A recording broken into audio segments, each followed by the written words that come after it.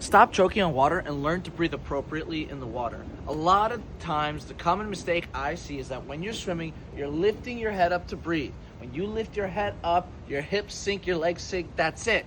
So, how do we fix that? What you want to get in the habit of is rotating that head. You want to turn to breathe. What are some ways we can fix that? Well, first you could start off basically right at the water, put your head in the water, blow out through your nose or your mouth, then turn to the side, take in a breath, and go back down.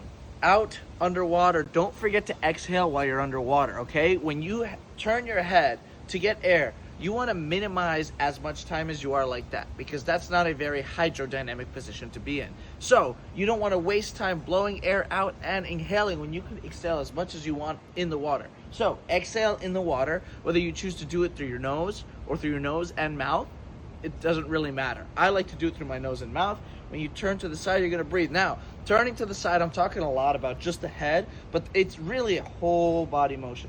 Turning to the side is going to prevent you from lifting up that head, which is going to keep your body nice on the surface of the water. But what you also want to do is, like I mentioned when we're talking about our freestyle catch, you're going to be reaching out. You want to be rotating. Rotating is not just going to help you have a more efficient catch, but it's also going to help you set yourself up in a body position where it's very easy to catch a breath.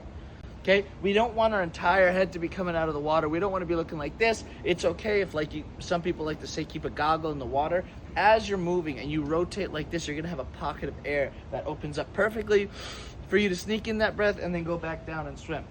If you want to look at the tempo of your arm, it's going to be that as this hand is coming down and as this one's reaching out, it's the combination of, it's really a lot to do with this one reaching out and this hand being back here. That's what's going to give you that gap for air.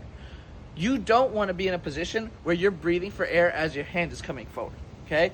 That happens often when people are rushing their strokes. You swim like this, right? You don't really fully extend, right? A little tiny pause as you fully extend to swim. That's what's going to, one, make sure that you have a full rotation, but two, give you that opportunity to breathe. If you're rushing your strokes, you're not going to have enough time to breathe without this coming in, slamming in.